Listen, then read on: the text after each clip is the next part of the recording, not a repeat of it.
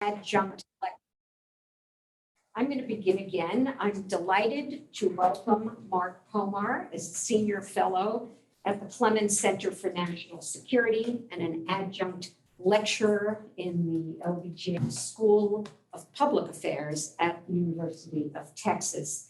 He's a former assistant director of the Russian service at Radio Free Europe, Radio Liberty, director of, I still like saying, the USSR division.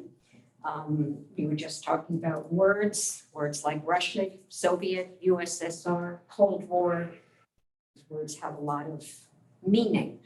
And he also served as president and CEO of IREX, an organization that many of us love and admire because of the role of exchanges. And he is author of Cold War Radio, the Russian broadcasts of the Voice of America and Radio Free Europe, Radio Liberty.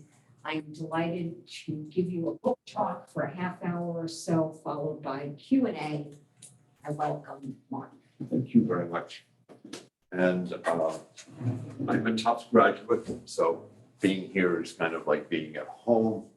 My freshman dorm was Houston Hall, just around the corner. And as I told people, I used to come to the Fletcher School to read in the library because I thought it made me seem more important and more grown up. So it's kind of really being home, which is very nice. I want to begin any talk on Cold War, on Russia. You know, we have to acknowledge the war going on in Ukraine at the moment. And that's something I'm sure all of you discuss in many different ways. I would just suggest that some of the roots of that war that we are witnessing go back to the Cold War, to the Soviet Union, and to the Russian emigration, and back into Russian history. And as I wrote the book, finished the manuscript about 2 years ago. It just took a long time because with COVID to actually get it out as a book.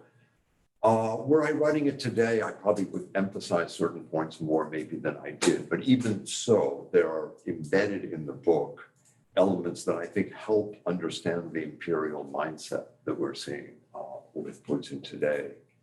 And I would begin with a story. I really believe that books need stories. And wherever I could, I put in stories. So this is in the book, so I can just retell it very quickly.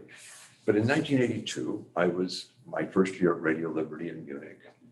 And I went down to our downstairs canteen cafeteria to have lunch. And there was a group of what I would call grizzled dissidents, people who had sat in the Gulag for a few years. Many of them were Jewish refuseniks who spent years waiting to emigrate and finally got out. Some of them were working at Radio Liberty, some of them were guests. I sat down with them to have lunch. And I started telling them about all these great ideas in Washington about encouraging change through nationalism, pride in your nation, all the stuff that was coming out of the Reagan administration. And I can tell on their faces that they think I'm really kind of I'm not communicating with them. I can tell that something is wrong. So I finally asked them, I said, what is it? This one guy looks at me and says, you dumb Americans. That got my attention. Dumb Americans. He said, don't you understand? This is 1982. Soviet Union, communism is dying. No one is going to go out and fight and die for communism. Russian nationalism, they told me, is growing. It's growing within the KGB. It's growing within the party. And he said, when nationalism merges with Soviet practice, then you will really have problems. 1982. And that, of course, left a deep impression on me. I must admit that I thought, well, maybe he's exaggerating. He had a hard life, all the things that. But it made me realize that we're entering into a whole different period, that communism is dying. And we watched that communism die. And so I think what we're seeing in Ukraine today, in many ways, comes out of that merging, where communism dies, nationalism merges with Soviet. And some people I know in friends who are Russian call it neo-Sovietism. It's a term I've heard fairly frequently, neo-Sovietism. Sovietism without communism, Sovietism with Soviet practice with corruption, kleptocracy, with a nice dash of nationalism thrown in, and imperial thinking. The second story, fast forward to 1991. Things have changed.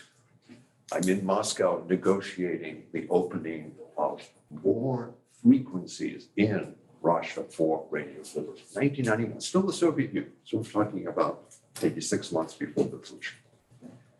And everything is going just brilliantly. Everything that the radios want, sure, will agree. You want more frequencies, and you want to have frequencies elsewhere in Russia. Пожалуйста, have it. Which of course makes us happy, but it just doesn't seem right either. And so toward the end of the negotiations, this one younger guy comes up to me and says, hey, look, let's go down and have a cup of coffee. I want to chat with you. So we go down, and he tells me these words I'll never forget. He says, you know, you Americans, right now we're weak. We have to agree to everything. We need your help. We need Bush's, chicken that the US was sending. The US fed the Soviet Union through chickens. I mean, still to this day, Bush's chicken legs are still an expression.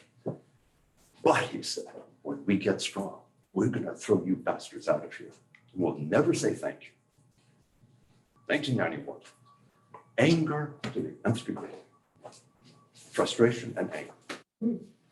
And so just to capture that, it both shows the change that took place in those years and also the extent to which, if you really look at that period, you will see that for some, and here I'm going a little bit on a rather maybe shaky limb, but I would say that for a certain part of the Soviet-Russian elite, the Cold War never.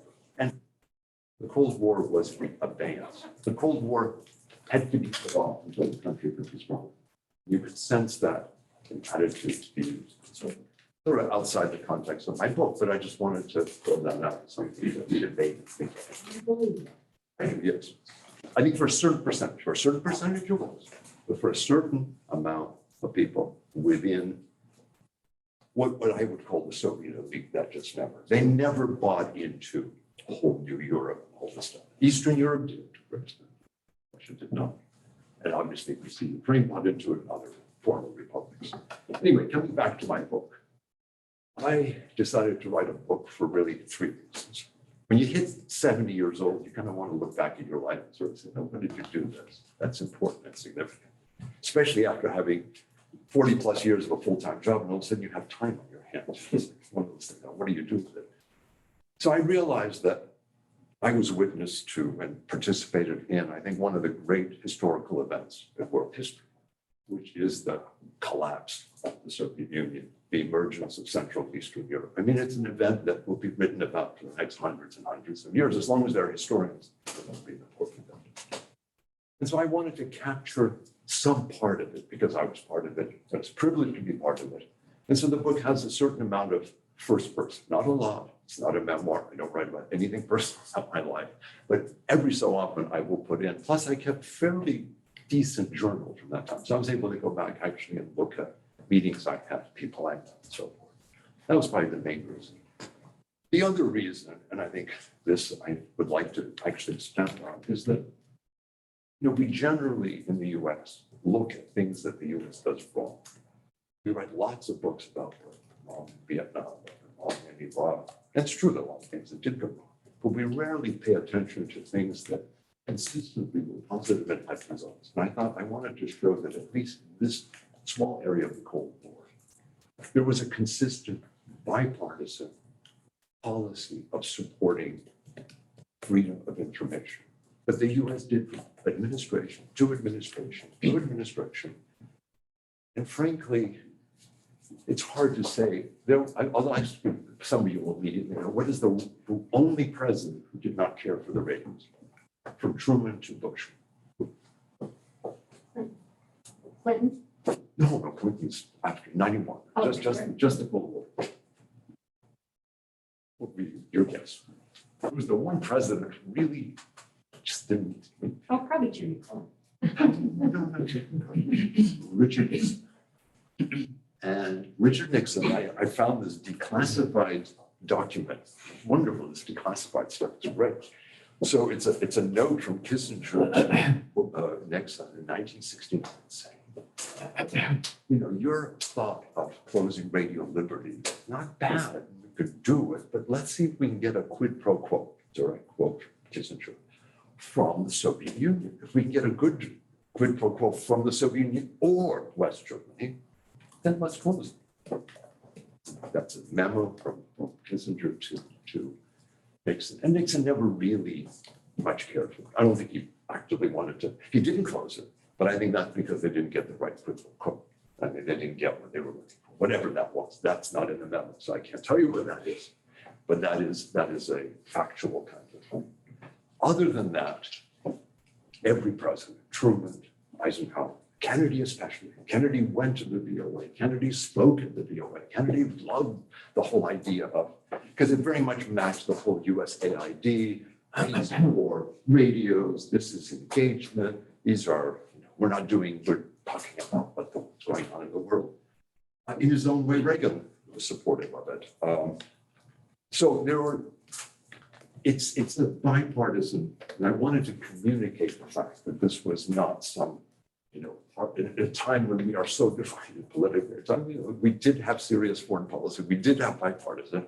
And when I was at the Board for National Broadcasting, which was the agency that oversees the radios, and I would go to Capitol Hill in the late 80s, early 90s, it didn't really matter whether we went to Republican or Democrat. There were outliers who didn't care for us, but the vast majority of people, whether it was Senator Lugar, whether it was Senator Kerry, you had support in important areas. I will also, was the one senator who most fervently supported the radios and saved the radios in 1993 was Hungary. Pardon? Was he a Hungarian? No, Don't say He Jesse. was not a. no, I wouldn't say Jesse Helms. He was Irish. Senator Biden. Senator Biden. But he did a lot before. He came to our board meetings. He spent time with us. His staff was in our offices time and again. Ted Kaufman. Ted Kaufman, but also, God, I know him very well. It's just slipping my mind, but I'll remember it.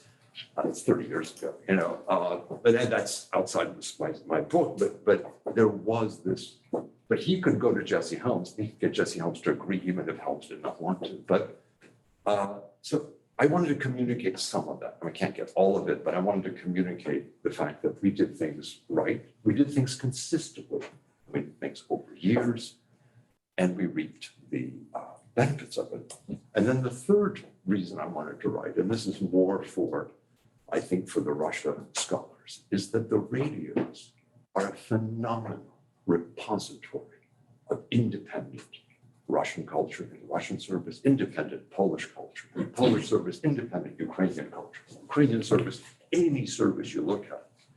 It is an astounding. Why? Because the Soviet Union practiced draconian censorship. It zeroed out people that didn't like, canceled in today's terminology. And we would bring them on and we would give them a livelihood. I mean, it's a very simple, people like, oh, Sakharov was known in the Soviet Union. Why was Sakharov known in the Soviet? Because we had something about him every single day.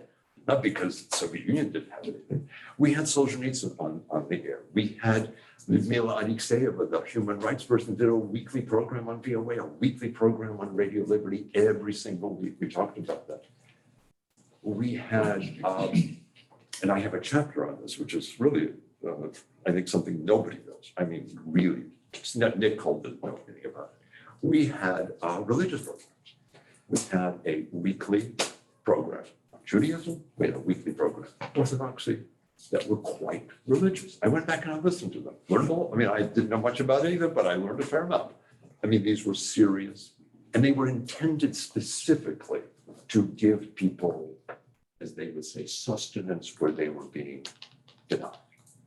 So I would say you could not study, let's say, the Refusenik movement without looking at what RL and VOA. As a matter of fact, Voice of America, Vladimir Martin just passed away 3 months ago at the age of 90, led the Jewish program, received the New Jersey, I don't remember the exact title, but it was the New Jersey Association, Jewish Association for whatever. I can't remember the exact title, it's in the book, gave us the annual award of human rights. So we received the Human Rights Award for the Russian service broadcasts. Sharansky came to our board dinner to chat about it. So you've got this phenomenal cultural component. Music, yeah, tons of it. We had memoirs, literature. The great opera singer Galina Vishnevskaya read her memoirs in Voice of America. She was canceled. She told me this in the interview. When she got thrown out of the Soviet Union, not only could her name not be mentioned, but every photograph in which she was at the Bolshoi Opera had to be done in such a way that her face and name disappeared. So she, after 25 years of being a prima donna of the Bolshoi Opera, disappeared from life as she was abroad and considered canceled because of she had. So I could go on, but we could spend an hour or two or three just talking about the cultural component. Here's a question for you. Could you talk about the chapter on religion? Like, how did they make it so that it wasn't preachy? That it wasn't. It was preaching. It was preaching. No, That seems counterintuitive to VOA's mission of trying to be like a bit more balanced, right? Like not trying to convince people of something, but just trying to get information out there way. it was intended. And here, probably in all fairness, if you were to, push me to the wall, I would say, yes, we bent the rules, but we thought we bent them in the right direction. Okay. But it was a specific, it wasn't news. Now we labeled every program what it was. If you have a news program, no, that does not work. But if you would label a program, this is the weekly Jewish program for Jewish, well, anybody could listen to it, but it was really very much intended. So they had a rabbi all the time. I mean, you had a certain purpose. I mean, you can have public television that has Judy Woodruff with the news, and then you have a program on something very specific. That's nothing. It's not a news program. I think that's where people get really mixed up. They keep thinking everything is news. No, VOA News is maybe, I'm guessing, let's say 30% of the program. It's not 100%, it's 30%, 70%. We had a program on the role of women in modern society. We had a program on, let's see, some other entertainment programs. We had a program on agriculture in America. We had a program on all kinds of topics that, Yes. well, jazz, all the entertainment, there were tons of entertainment programs. And I think there are also serious programs, medicine. We had a very Soviet emigre doctor ran a program on medicine, medical issues, health issues, nutrition issues. I mean, it had nothing to do with, but it was not news. It was just a program whoever was interested in health. And I'm sure she had quite a following. She was a very, very talented broadcaster. And the latest, it was health in the way that a health newsletter is. Not deeply scientific, but it showed what kinds of procedures were happening and so on and so forth. So that's where but yes, the religion programs probably were, they were for a narrower audience, and it was labeled as a narrower audience, and that was seen as important. We didn't hide that. I mean, we talked about it. Actually, people on the Hill loved it. Every time we get to talk about religious programs, they want to give us more money. So those were kind of the reasons that I wrote the book. The book goes through some basic history, which is more of a scene setter. The idea being that we had an interesting development to broadcasting. Voice of America first, coming out of World War II, after Pearl Harbor, with no Russian service. We had German, we had Italian, we had French, we had obviously English, we had, you name it, no Russian. Why? Because the Soviet Union was an ally. The Soviet Union didn't want any Russian programming that they could not control and determine what's going to go on the air. So out of deference, and by the way, when you go back and read documents, I spent a fair amount of time reading documents, American deference to other countries is just stunning. I mean, they debate among themselves how they can be pleasanter and nicer. I mean, sometimes it just, kind of leaves me speechless, but that's there. There is and so is BBC. They're even worse than the US. Finally, only with the Cold War starting. And I do get into those interested. I mean, there's more to be written, but I went through a lot of documents from that period. And you can sort of see how the Cold War starts in 46, early 47. You can literally see cable by cable. Just read the American cable traffic out of Moscow. You can see how the anti-Americanism is growing. Our ambassador, Walter Bedell Smith, is writing cable. He says, it's getting worse. I keep going to them and saying, we're still allies. They keep insulting it. It's a fascinating way of seeing it. Finally, the BBC starts a Russian service. So you got to understand, BBC invites the Soviet ambassador to the UK to come to the first service, so, first broadcast. So make sure, and it's very, very, very, it's about British life, and they get a little bit about sports. And VOA starts in 1947, also very cautiously. God forbid they say a word that might upset the Soviet Union. It's just not to be conceived. I mean, that's the way these things start. They're not very, shall we say, aggressively journalistic there. And then, of course, things develop. 50s change and Cold War gets going, and there's obviously much more exposing. But a question that is still very relevant today, for The Voice especially, to what extent do you promote American values? To what extent do you comment or deal with the country to which you're broadcasting? There's always a debate at the VOA. And I say values, not policy, because the whole idea, Voice America communicates values is disagreement, democracy, campaigns, different issues. You want to communicate the diversity of views. As a matter of fact, Voices of America is the way it was supposed to be called. And somebody took real exception, saying there is no one voice of America. There are many different voices of America. How can you call it Voice of America? But they just thought it was easier. So there was kind of bureaucratic decision rather than a philosophical. For Radio Liberty, since it's a surrogate broadcaster, it's one that tries to be as if it were in the country that it's broadcasting, obviously dealing with the country is first and foremost. So the book has that. It has the chapter on the 80s, since I was there and was able to communicate. And then I go by programming. So the heart of all programming is human rights. This sort of the essence of why the radios exist. And I would say that virtually every program had something to do with some aspect of human rights. There was a program called Human Rights. There was a program called Reading Samizdat, the documents that appeared in the Soviet Union. There were programs about individuals who were in the Gulag. There were interviews of those who got out of the Gulag, were able to be exchanged for spies. There was a fair amount of US-Soviet exchange of spies for dissidents in the 70s. Sharansky came out that way. Allen Ginsberg came out that way. And others. Some were allowed to emigrate. Some mixed picture. Some were never allowed to immigrate and suffered throughout the years. So kind of a hidden mix. But human rights, and that chapter will give you a sense of the diversity of human rights programming. A little bit trickier at VOA because a human rights program cut against policy of détente.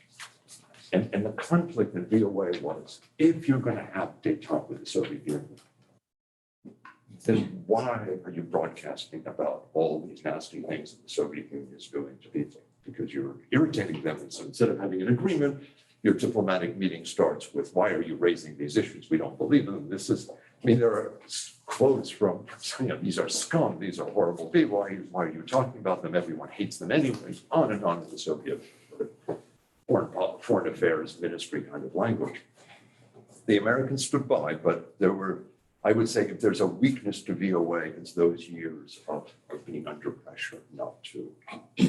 I should mention, this doesn't appear very heavily in my book, but it's really a very interesting topic. When I talk to dissidents about Voice of America, do you know what programming they put first and foremost as important? All the programming about civil rights.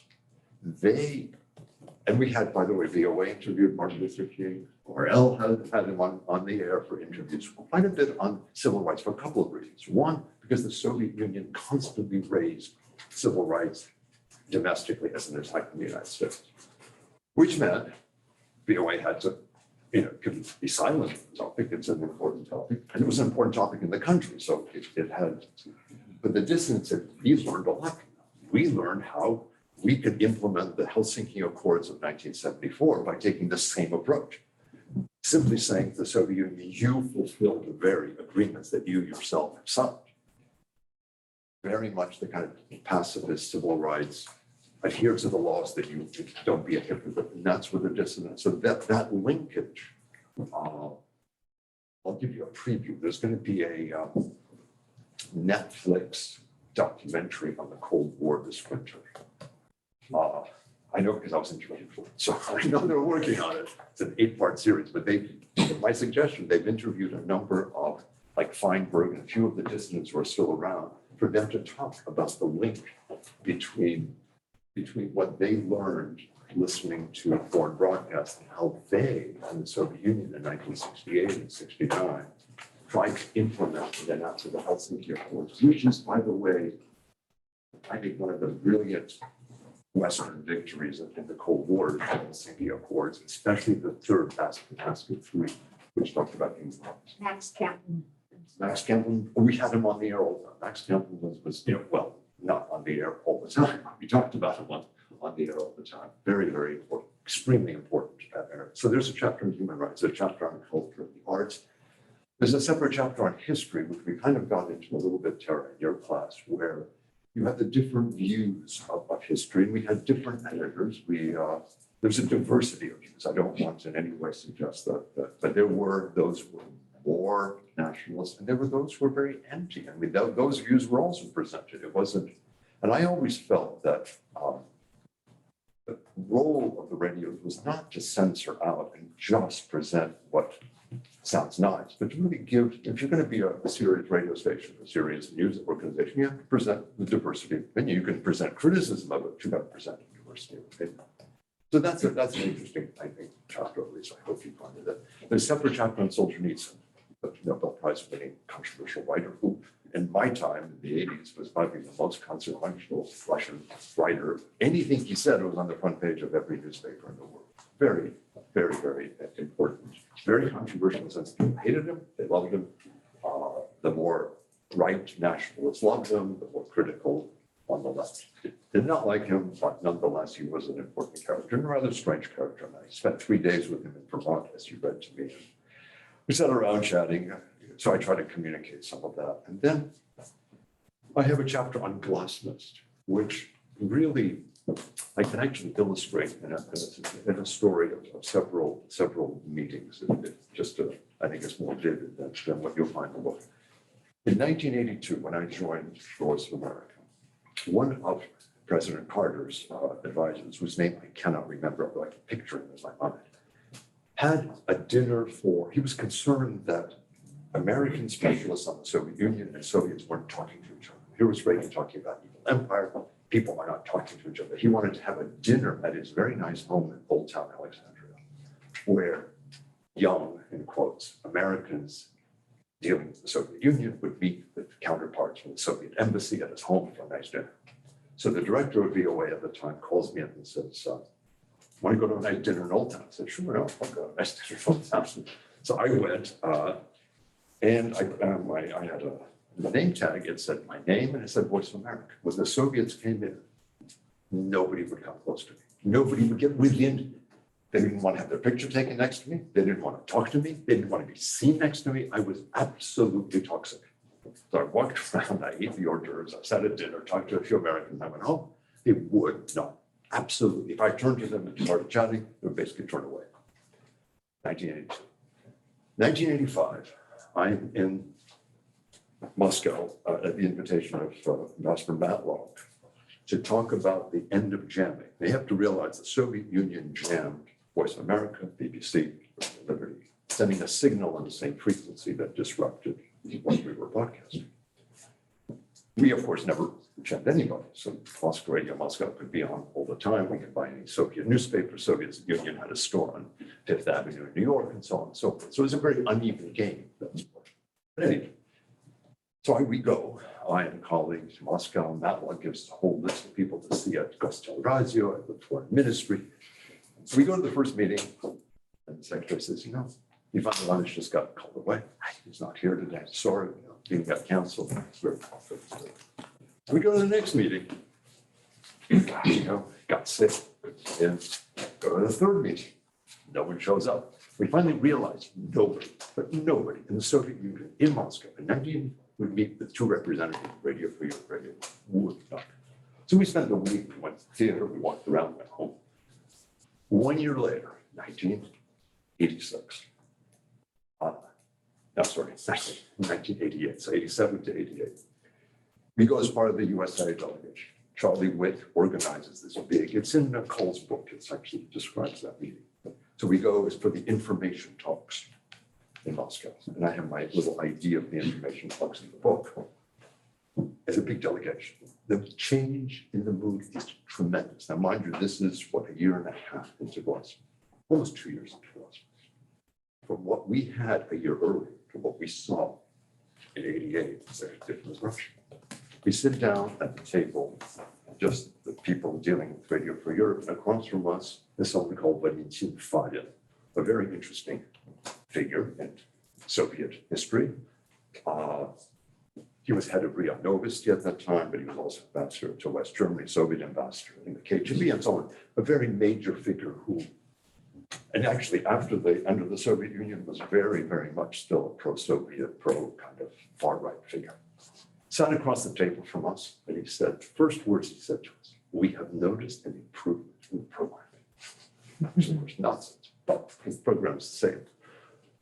And after that, he complained about this and that. 2 months later, jamming stopped. So that, and then once jamming stopped, the radios hired freelancers and then opened bureaus. Life became completely different. And then in 1991, just to go a little bit further, the putsch, when the putsch took place in August of 91, and all Soviet media was stopped. They never stopped Radio Free or Radio Liberty, ABC or Radio. They had they were broadcasting shortwave also. They could broadcast throughout the country. They had over 100 freelancers all over the Soviet Union reporting. They had a telephone line to the White House, directly from Munich to the White House, where Yeltsin was. They had reporters on the street. And I went back during the book, I sat there and for hours listening to the coverage. And it is some of the most astounding coverage of moment by moment of how the putsch took place and what was happening. They interviewed Yeltsin. They interviewed other members of the Politburo who were not involved in the coup. They interviewed Shomerkats and blah, blah, blah, goes on. Of course, when that all ended, Gorbachev came back. He personally thanked the radios. Yeltsin gave the radios an award. It was, you could not imagine what had happened between 82 and 91. When nobody would look at me, let alone talk to me. Here I am sitting in 92 in the White House in the Russian government building in Moscow, chatting with senior officials as buddies. And then to really top it off, give you a sense of how far life goes. In 1993, February 1990, March 1993, Radio Liberty celebrated its 40th anniversary in Moscow. The elite of the elite came, the democratic elite came. We had the House of Writers, a very prestigious building in downtown Moscow, which we had for the whole evening. We had the entire place, we had hundreds of people coming. And Gorbachev shows up. He's no longer president, comes to our event, and I end up being his interpreter that evening. So we had a delightful hour with him, sitting around, chatting, gives warm words. And I thought, this is incredible. From 82, when they wouldn't look at us, to 93, 11 years only. And here we are sitting with the former general secretary, talking about how wonderful life is. The radios never changed, the Soviet Union changed, or at least that part of the Soviet Union. So I try to capture that in the book as well. And I think I've used up my 30 minutes, but happy to answer any questions. We could Begin with the gentleman's point, right? I bet has some questions. Because I saw some notes. I do this. And I've been reading some of this material myself, and I'm looking forward to reading your book. There's a very interesting article in a relatively obscure place. It's a journal published in St. Petersburg, an article by Nick Coe on the forgotten, I think called breakthrough or something, in the early 1980s, when Charles Wick was head of the USIA. There was cooperative satellite exchanges. there was a kind of a combined cooperative textbook review project. It didn't last very long, but you have to point out the prejudices that both sides had. And this was during the Reagan period. We're space bridges. Vladimir Posner, Oh, but that's later. That's later. That's under Glasnost. under Yeah. Glasnost, but pre-Glasnost, I don't remember they're shared. But There they're was- challenged. You know, I went to the, But it Disinformation. quickly finish. And they use a term that Nick uses is information disarmament. But that was a kind of informational disarmament. And I find that a very interesting concept, but maybe for a later discussion.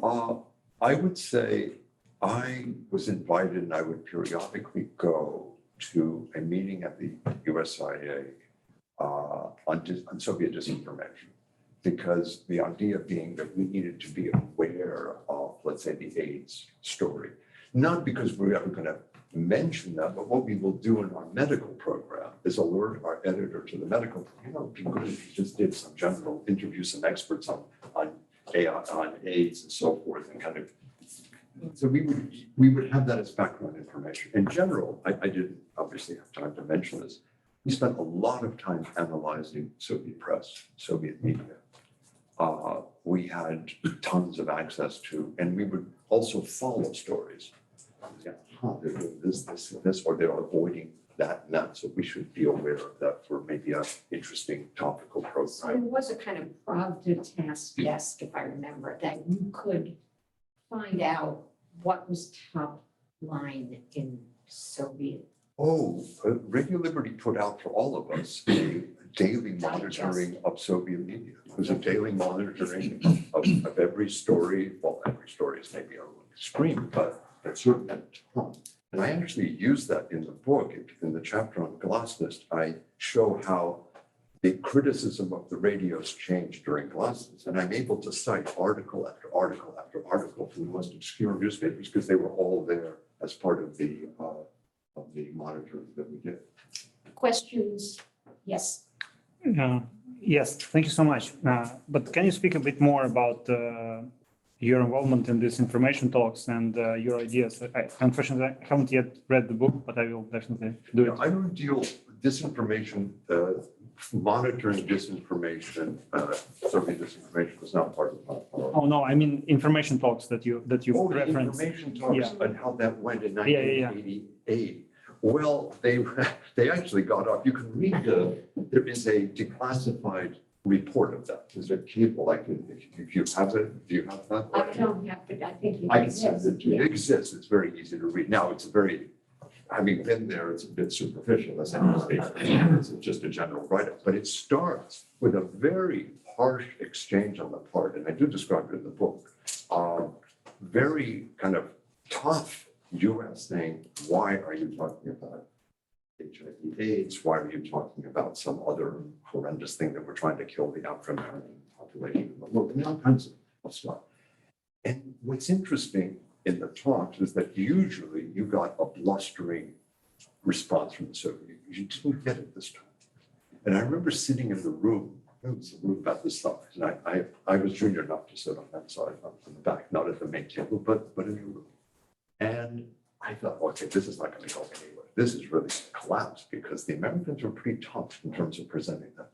And the Soviet side was, well, we need to go back and look at it. You know, it was not admitting, but it was conciliatory in a way that I think most experienced State Department people had just not heard. I mean, it was like, oh, wow, this is different in tone. This is, and so, yes, I think in the end, the result was, you know, we'll go back and, you know, maybe we made some mistakes. Maybe there's something we need to correct. And the most important thing is there was immediate agreement to hold another set of talks with the Russians setting the agenda.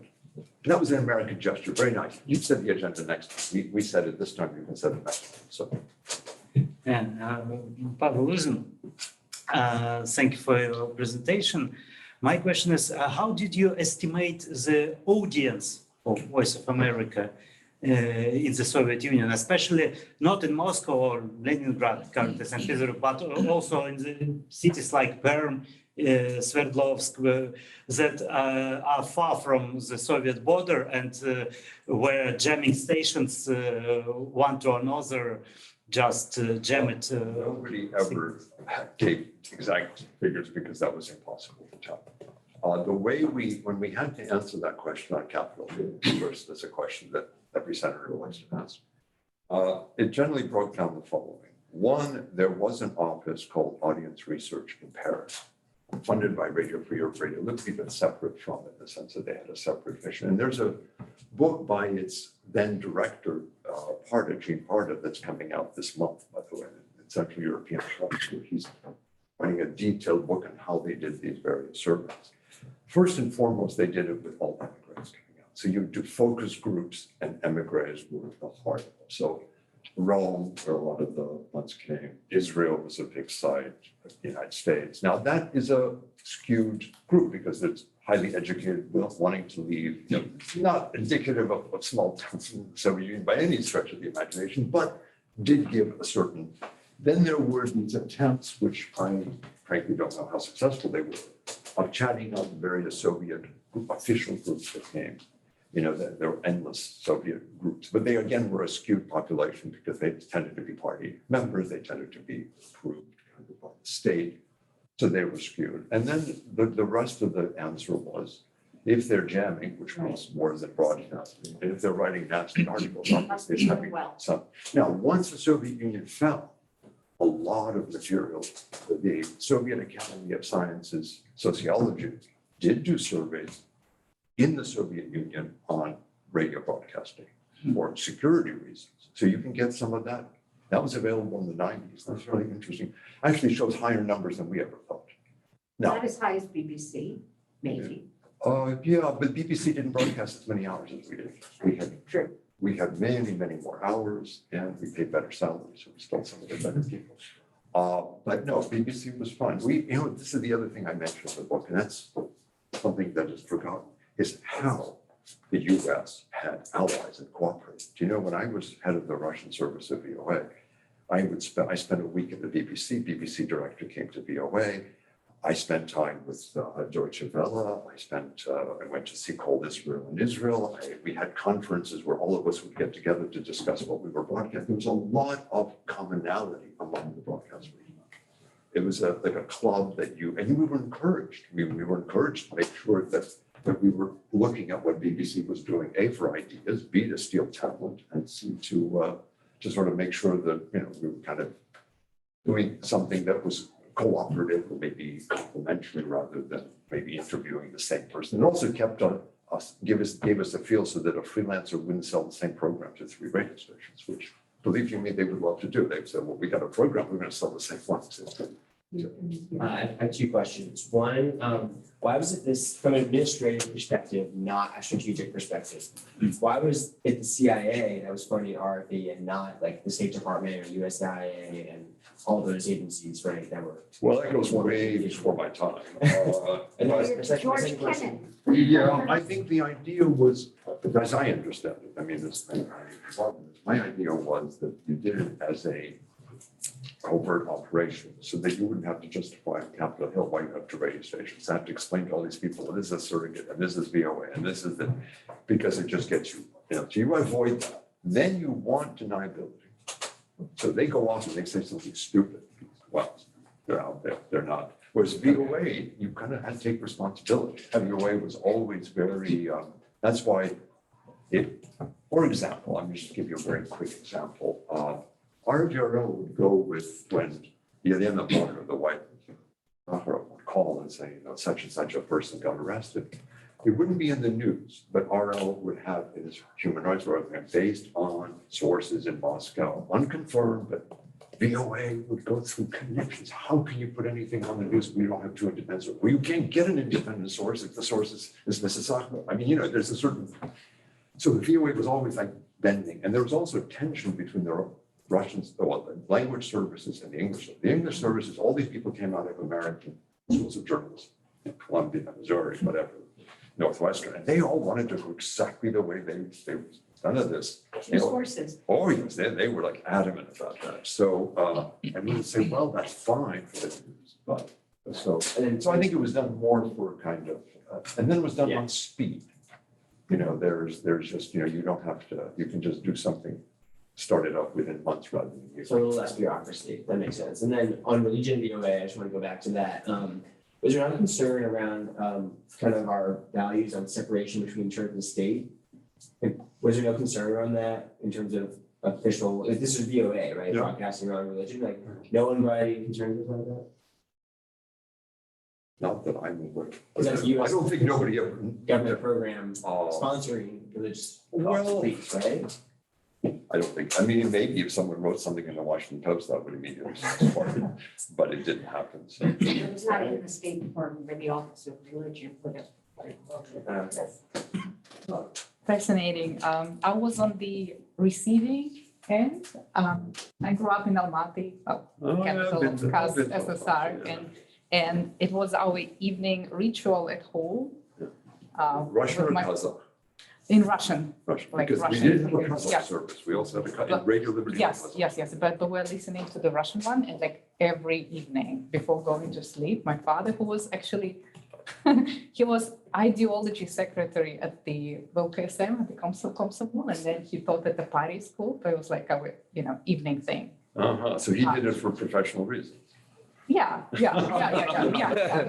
that's how we were getting the news. So I grew up with, listening to the Oh, that's Radio Free fascinating. Europe, Radio Liberty, and Voice of America, and BBC. These were the three kind of main Yeah. ones. But I wanted to ask you about the kind of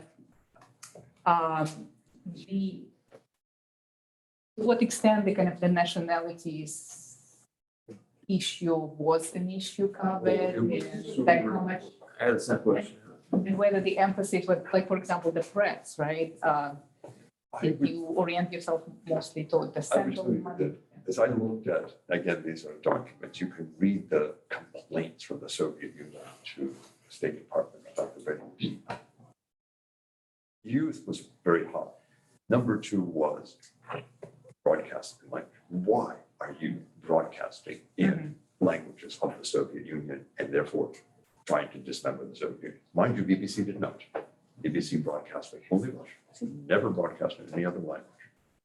We broadcast in every Tatar, Bashkir, of course, Armenian, Georgian, Uzbek, Azerbaijani, Kazakh, you name it, we broadcasted it. And it was, well, for a couple of reasons. One, obviously, that the US always saw the Soviet Union, I think, not so much in dismember, but there were different nationalities. It was not just Russia. I think that's a very, very important issue. And that comes right out of World War II, where the United States never, ever accepted the Baltic states as part of the Soviet Union. So much so that the Baltic services were not the US's ordered. The Baltic services in the European division. We would not have the Baltic services in the Soviet division because that went against US policy. So there was always a much greater awareness. There's been no question of the failures. You talked about success stories. You don't deal with Radio Marquis. No, because I didn't have anything to do with it. Right. But I would say there are still questions around some of the circuits. And the BBG, you haven't said much. So because I ended conveniently before the BBG comes into being. But I think it would be useful to remind people, since I have to sit at BBG meetings, what it was. And What happened in the first year of the Clinton administration, correct me if I'm wrong, but Bill Clinton zeroed out RFRL. And I was then at CID, it was like sheer terror and horror at the thought of it. And so was, and we, with Senator Biden's help, we mounted a sort of, wait a second, this is not over. But the people who really persuaded the were Pavel, Walensky, Yeltsin. I mean, they called Pavel, I had cite some of there them. were some Americans who fought you out. Oh, yeah. But I'm saying that I think it made a tremendous impression on the Clinton. And Havel offered a gift to the American people of a building in downtown Prague as the new headquarters of RFRL. So the reason why this is a gift of Havel to the American people in thanks for. I didn't mention, but 4 of the presidents nominated RFRL for the Nobel Peace Prize. Official nomination for the presidents. I mean, this is the kind of, to be, just to communicate to you, to be an American in in Eastern Europe in 1991, 92, 93 is to be lionized, is to be a hero, is to be just, you couldn't, your head was spinning from the, Valenza had a dinner at the Belvedere Palace for us. Havel opened, gave a gift. The Hungarian parliament gave us a standing ovation. This is the kind of stuff that, and it was heady and exciting to be there at the time. Now, we knew it was not going to last. We knew that these things don't last forever. It was just a hell of a lot of fun to experience them. Other But questions? I don't know if I answered the question exactly fully. Yes. Yes, just I wanted to first of all, thank you very much for this brilliant presentation. Just I wanted to get back to the Soviet time experience for VOA broadcasting and to compare it with the present one. And so just I'm wondering. When we try to push back to the Soviet time, there was a different information environment, and just there was an information hunger in the Soviet Union. So people were anxious to hear any alternative viewpoint, and they got it from the mass media from abroad. There were a few medias of that kind, and just. And that was an extremely important attempt to make it hunger easy, and that was an attempt to feed these people with the information, and they were glad to get this alternative viewpoint, and probably that came to the spreading the liberal ideas among some part of the Soviet society, but. We saw that was easy to wage this war for hearts and minds that time. But what about today? So we see that just nobody's in Russia today is trying to jam the foreign broadcasting today, for example. Well, Radio Liberty works freely, and VOA, fortunately, we have it right now. And now, I mean, everyone can just. View broadcasting either in internet or radio, but the question is to what extent it is effective. How broadcasting is effective today in terms of trying to influence people in this battle for hearts and minds, because there is no information hunger. Everyone may consume information what he wants. Actually, but the question of efficiency still exists. And my second part of the question is: do you get any feedback from the people in order to evaluate how efficient VOA today is, and not only VOA but foreign broadcasting in Russia today? Okay, well, I can answer from my period. I'm not connected to the radios, haven't been for 30 years, so I can't answer some of what you're saying. But I will begin by saying our life was a lot easier now then than it is for people now, much easier. And it was easier partly for what you said, but partly because the people we were trying to reach, we're basically trying to reach the educated, critically thinking, except for maybe a few programs. That was our audience. And that audience, as you probably said, wanted different information, wanted a greater sense of what was happening in the West. So we were feeding into an audience that was eager to learn. And that's not necessarily the case today for lots of reasons. But I would also come back and say, I watch Radio Liberty in the mornings pretty much every day in Russia. I watch Current Times, which is a combined VOA file. Nobody in the world at Granchu covers the war in Ukraine as thoroughly, as fully as their radio station. Nobody, because nobody has the resources to do it, the money to do it, the freelancers to do it. They have interviews throughout the country. They have somebody in every spot. They have people reporting from cities in Ukraine that are being bombed. There simply isn't any organization, not CNN, nor anybody else, who has the stretch. Now, you can watch it Current Time, you can watch Radio Liberty. And I would venture that anyone who wants that is still going to go one way or another. Now, what did Radio Liberty do when TV Rain was closed, when Echo Moscow was closed? They opened a Baltic bureau and hired many of those same people. So what? And then Congress was unbelievably able to grant some more money for them, just America coming out of Congress, but they did. So you've got, and then who was on Radio Liberty, but all of the people who want to, are part of that alternative. So if you want to watch, we can go on and talk about all the interesting people who are on constantly being interviewed, but Leonid Gosman, who was just released and it's in the West. What is the first thing he does? First thing he does, he goes on Radio Liberty, gives a 2-hour talk. You want to know? So all his friends, that's the only place they're going to get an interview with Leonid Gosman. So I think, they're good journalists. I think most of them, if not all of them, work in independent media in Russia. And so quality will win out. That's my point. I mean, who else is competing with it? Right. What other organization has the resources, money, and talent to do? I don't know. And I think you're asking the chicken and egg that we've struggled with for so long. Does interest create media? Does media create interest? I have debated this time and time again. But is the appetite there today? It's splintered. And there are people monitoring and evaluating audiences, and choice has created little communities of elites who follow this. I mean, how many people know a Russian journalist escaped today from the country? Well, I know many journalists who have escaped since the start of the war, but in fact, visited some of them in Riga, Latvia, a few weeks ago. Dorsht TV set up an office there, as well as in Tbilisi, and most recently in Amsterdam, in the Netherlands. I mean, I would say that for the Russian journalists who are escaping, they have established audiences, and so it's important to continue supporting them as well, because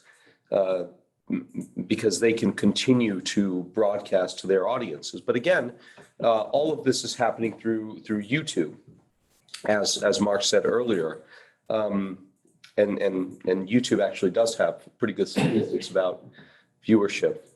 And the other anecdotal piece of this, of course, is that the number of VPN downloads has increased tremendously since the start of the war in Russia. And I think there's no surprise as to why, because the Russian government blocks many websites and social networks like Twitter and Facebook. So I think anecdotally, we're seeing that there is a greater appetite for this kind of information. One thing that I see on Radio Liberty in particular is that when they present a story, they're also giving footage of what the Russians are saying. They're not trying to just give you. So if you want one place to sort of see what Putin's saying, they'll give you tons of time. When he gave that speech on the annexation, they gave that full speech. You could watch it, as it was happening. Then they had commentary, they had people talking about it, just like we do here. It's identical to the Western notion that here is the president's or the speech, and then here are different voices trying to, what's new, what's not new, what is different, what can we expect from it? I mean, intelligent discussion with guests. But you're competing for people's time.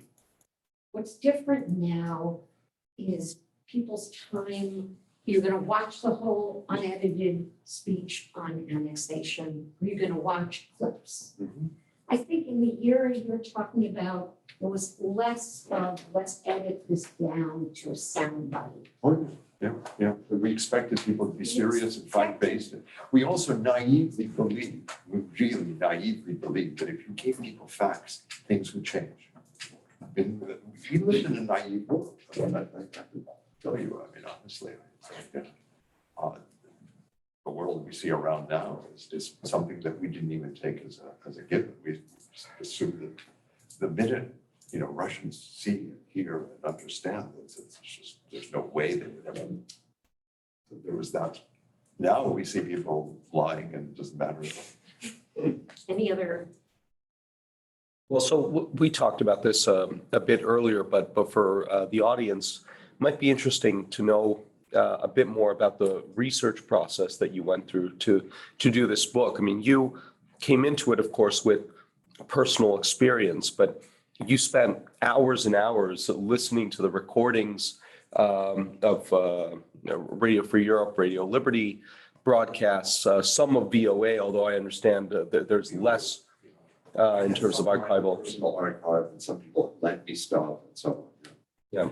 I- But what was the research like? I'll begin by directly praising Mr. Vera and Donald Lincoln Foundation, because they funded the digitalization of hundreds of thousands of our ephemeral programs, which are available online to anybody can click on. So I can sit at my home and listen to any number of programs, which gave me a sense of programming.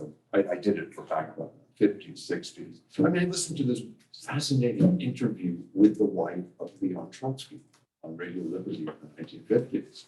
She said, "Oh, I'm just like fascinated." So I listened to Leon Trotsky's widow talking about the situation. So they had, or Svetlana Alliluyeva, Stalin's daughter, reading from her book on Radio Liberty in the 60s. They got on it, just listen to her reading from her book, or Alexandra Tolstoy, the daughter of Leo Tolstoy, was a frequent guest. Radio Liberty. So you just have these voices coming from an amazing past that I had not ever expected.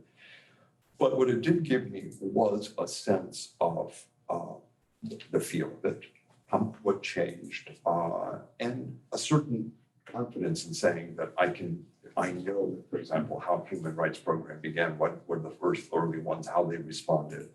I should say, and I didn't start this way, but I think one of the other reasons why I wrote the book is the profound ignorance that I see and read about the radios expressed in some of the academic literature and some of the more popular literature.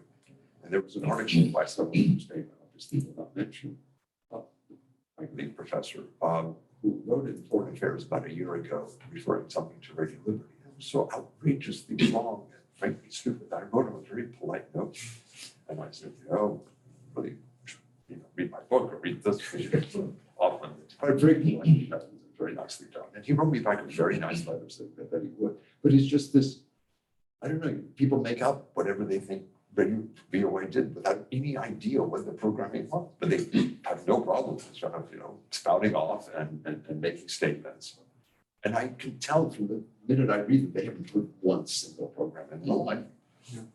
Back in 1980s, did you deal with the KGB attempt to infiltrate the Voice of America? I have a little section on Mr. Tumanov, Oleg Tumanov, who actually reported to me everything.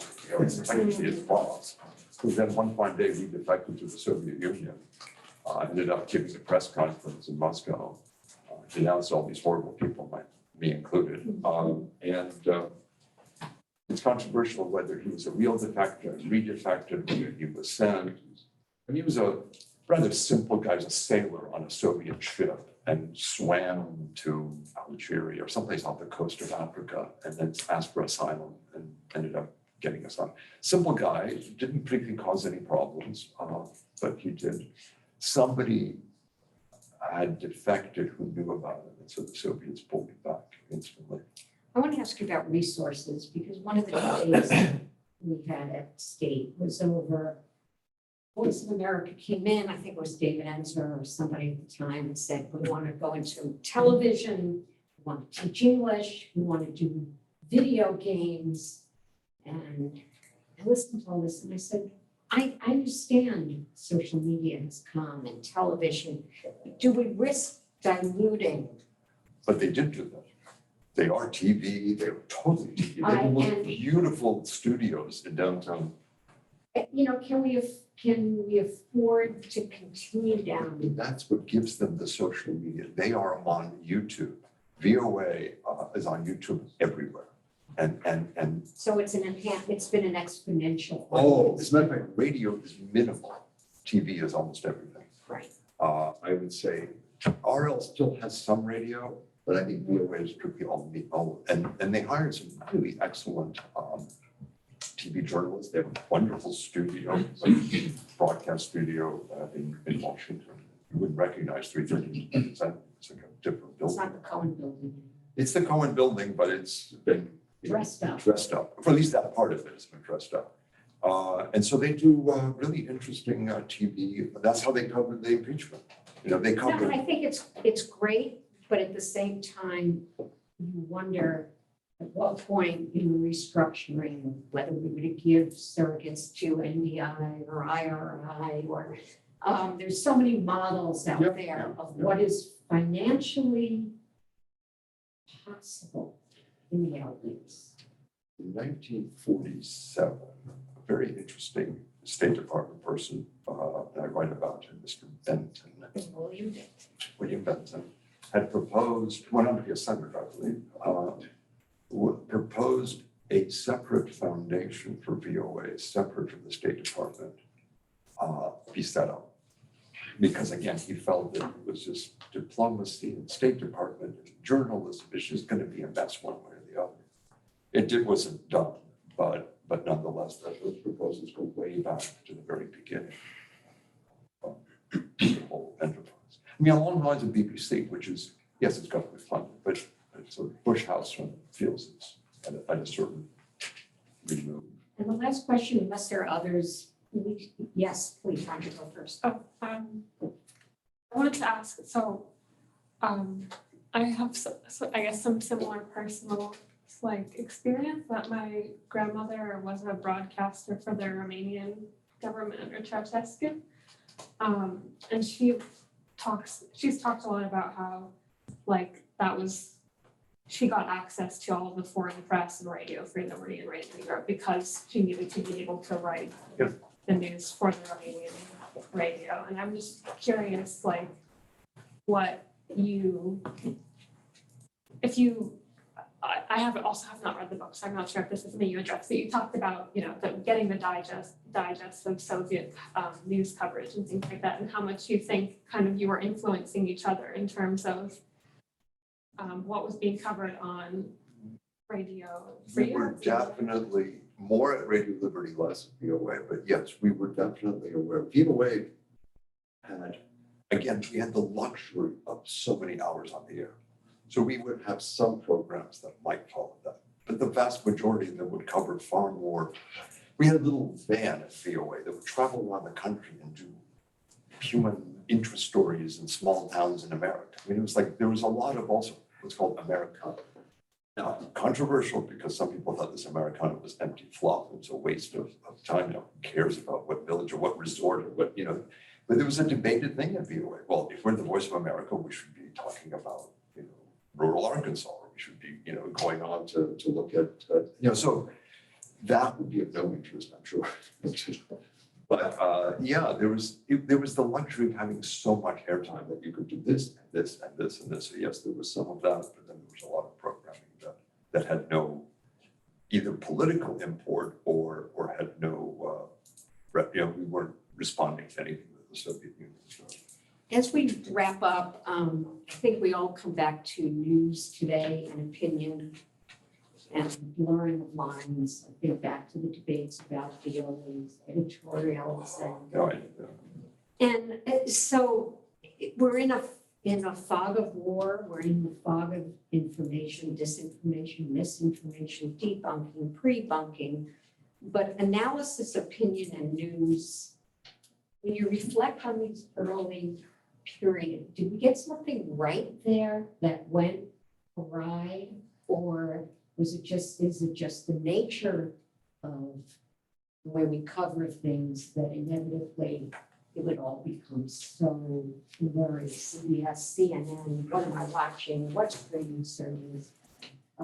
It's hard. There's also this phenomenon, which is, I guess, inevitable, and that's news as entertainment. Some sort of think of it. I mean, entertainment then is not news. There's news, then there's entertainment. But we sort of mix that in, but I would say that what I don't watch much news on cable or anything, but what little I've seen, we would never allow it. Or else be considered sort of totally preposterously not crazy. I mean, it's just, we just wouldn't have people ranting and raving. As a matter of fact, VOA in particular is so careful that a VOA broadcaster would have guests. He or she would never stranger to sort of express some kind of. Raise a voice, right? Yeah, no, you interview interesting people, obviously, and they still do that. They're so careful today. If you listen to the way they do that, they're very. I would say worth, if you know languages, I don't know if there's no longer probably a Romanian service only because this is interesting, the Radio Free Europe services as countries became free, they just stopped broadcasting. There's no sense. There's a certain sense of the surrogates that you do it because there's some need. Once that need disappears, then you're sort of feel That's part of it. victory. Yeah, if you're part of EU, and you're part of, why would you ever have a language sort of? And there were debates about closing a number of things. But I'm sure. Well, with that, I want to thank you and everyone. We didn't get to the Persian language service, which I think is interesting as we look now. Oh, yeah, and that's modeled, of course, on Radio Liberty. And that really As a took off surrogate. as a surrogate. And so in many ways, what you did there gave us a model for how to go forward and some success stories we all could use. As for Ukraine and Russia, I'll leave to my colleagues. I've been asked to think about how it all ends. And I would love if any of you would be willing off the record to give a sense of a timeline. We'll be in this for months and months and years, weeks, I think month. month or plural.